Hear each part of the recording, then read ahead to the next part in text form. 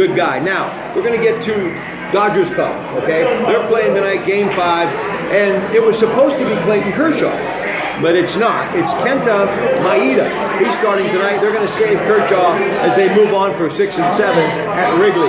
How much of a factor is that one pitcher been for the Dodgers?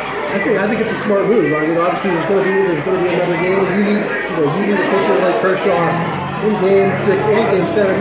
Should have come along. You think of the Giants a few years ago, and what they did. They used the same pitcher over and over on my mind of blank who they had to do the Bumgarner. Yeah, and but again, they used him as a starter. They brought him as a reliever. You get the playoffs, you have to do whatever it takes, and so that might be what the Dodgers are thinking. Start at 6, bring him out of the pen. All right, you're a journalist, Bob Duffy a journalist, John Pratte, so I'm going to ask the brain trust. Who's a better matchup for Terry? I kind of think the Cubs are. I just think, both the Cubs and the Dodgers have a great pitching staff, but I just think the Cubs, they still have that curse. So, I think they might get there, and, I just think Cleveland will have the advantage over them a little more. All right, here we go. Football. Dom Capers, who I've always liked, former part of the Steelers staff, been a head coach, been an assistant coach, 23 years in the league. Defense is one of his specialties. Thursday night football tonight, Green Bay, Chicago. He is without his 3 top corners. And listen, Brian Hoyer, 4 straight 300-yard games for the Chicago Bears. And Aaron Rodgers, they say, struggling, but it's early. He got his groove going a little bit in their game against Dallas, even though they lost. He was 31 of 42 with 294 yards and 1 touchdown. He had him 4 trips into the red zone. They couldn't score. So I'm never going to give up on Aaron Rodgers. But that football game tonight, Dom Capers is going to have a real tough time. Oh yeah, I think so. That's a huge rivalry. That's up there. That's up there with Pittsburgh, Baltimore. For that part of the country. But again, Green Bay, Aaron Rodgers. You always have to. You have him as your quarterback. I think they're in pretty good shape. Definitely. Now let's talk Steelers without Big Ben. Landry Jones, if you're listening to me, you see this place I'm at tonight. The weight of the world is on your shoulders, brother. You got to deliver, and I think he knows too. I think so too. He's a freshman quarterback, but again, it would be much better if Ben were there. But he's who's there. So he's good. You got to go out. You got to ride him as long as you can. But here's what amazes me: Tom Brady has a deflate gate. Okay, he comes back. He's 6-2, by the way, against the Steelers. Since he's come back, 57 of 75, 782 yards, and 6 touchdowns. He's pushing 40, but he's playing like he's 25. It's really unbelievable. He's come back with a chip on his shoulder, I think, obviously with what happened with the suspension. But he's gotten better as he's gotten older. Ben has too, but Brady's certainly the best quarterback in football right now, and he's just gotten better and better each year. It's just amazing he's almost 40 years old. Listen, and this is a feel-good story. I think the Steelers, if they can get ball control and just hand the ball off to Le'Veon Bell, I'm not saying they're going to win Sunday. We'll talk more about it on the Coons Market Black and Gold Sunday Show with Ted Arnaud, Bob DeVocek, and Greg Ellis in the noon hour. They can make it competitive. But there's another running back in this game by the name of LeGarrette Blount. And I know situations sometimes don't work out as it didn't for him in Pittsburgh, but it's nice to see what Bill Belichick and New England has been able to do with LeGarrette Blount. That's a good story. Yeah, it is. And really, love him or hate him with Belichick, he gets the most out of his players, and he takes these players who maybe have a little baggage, and they go up there and they perform.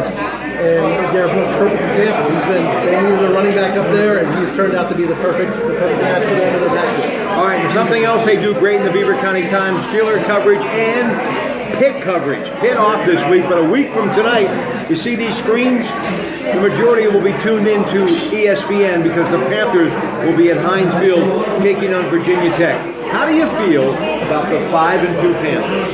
It's a tribute to Coach Narduzzi. It's got to be. He's just a tremendous coach, and I think really what shows how good a coach he is. You look at how good Pitt is, but you also look at the struggle with the Michigan State and how he's won. So, I mean, I think there's a correlation. He's turned things around a Pitt, made Pitt a lot better.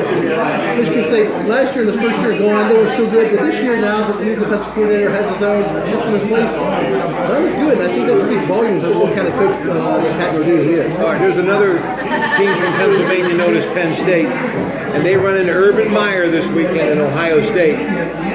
It ain't what it used to be, but it's still Ohio State, Penn State. This should be an easy day for Ohio State, but maybe Coach Franklin has got a few tricks up his sleeve. Maybe. I highly doubt it.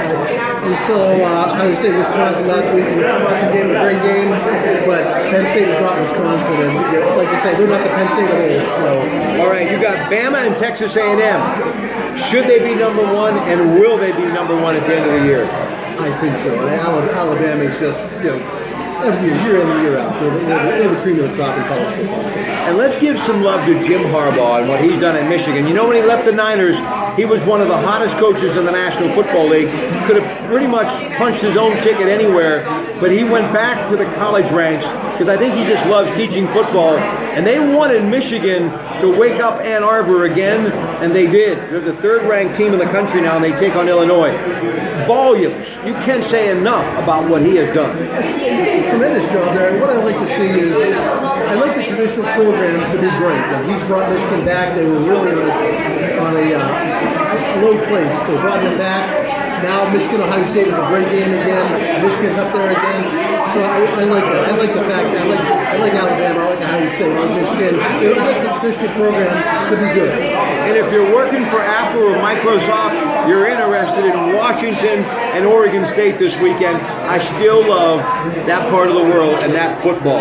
Now, football, Mountaineer Field this weekend, ESPN and 2 and ABC at 3:30. Russell Shell coming off of a 100-yard plus performance, and the 12th ranked, top of the heap in the Big 12.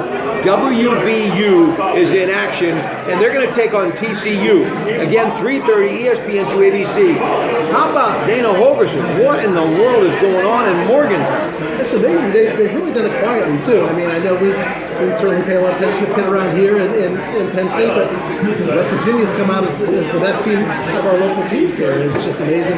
Nice to see Russell Shell playing well down there. Had a tremendous career here at Hopewell. Things didn't go so well, scored up well at Pitt, but ended up moving. I'm glad he landed at West Virginia and doing so well. Does he get a shot, Jim, in the NFL?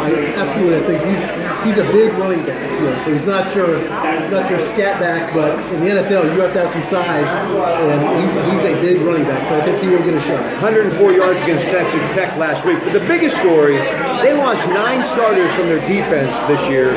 From last year, and Tony Gibson has done an incredible job. To be able to replace 9 starters and have this kind of defense, this is the first time if they go 6-0 that they did that since 06, and defense has a lot to do with it. And you add to the fact that Draymond Henry from Aliquippa is out for the season with an injury, another starter who started since his freshman year. So yeah, defense, what they've done down there is just tremendous. Listen, the tour is in Malaysia this weekend, Kuala Lumpur, and I just have to ask him because I can't help but think golf. And I was so stoked that Tiger Woods was going to come back, and now he's not coming back. Listen, I know golf isn't one of your favorite things, but you're a sports guy, and you plug into it enough to know this question is being asked. Tiger Woods, will we ever see him play again? I don't think we'll see him play at the level we saw him before. He may come back. I certainly don't think he's going to play at the level that he's played in the past. And that may prove it for coming back because I don't think he's going to want to come back and he's not playing his best.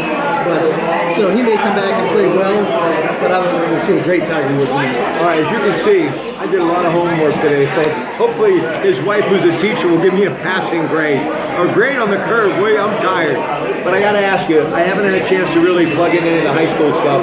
I've been in Eastern Ohio covering that, and I know it's getting down to crunch time.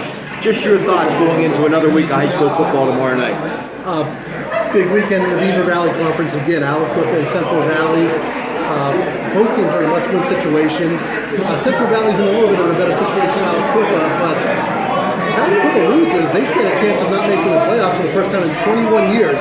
And I can't imagine a playoff season without Aliquippa, so they're in a must-win situation. In the following week, it's going to come down to Beaver and Beaver Falls. That's probably going to be a winner-take-all game. So just that Beaver Valley Conference turned into just it's what the Parkway. We lost the Parkway when we went to 6 classifications. Now this Beaver Valley Conference is just as good, and four great teams, probably the 4 best teams in the state. Listen, what do I love so much about hometown? Abby Sylvester has got beautiful kids, and of course Jimbo Klein, her guy. I love them very much. But I found out that Abby's mother has been one of my many cashiers, if you will, tellers at West Banco for years, Tiffany. I love her, and now I understand why she has such great kids, and she's a good mom. And hometown is what it's all about. Ladies and gentlemen, cheers from Jimmy K's, and let's go Indians. Come alive with the Tribe. They'll have all the games of the World Series with great drink specials and food at Jimmy Klein's in New Brighton. Good night, everybody.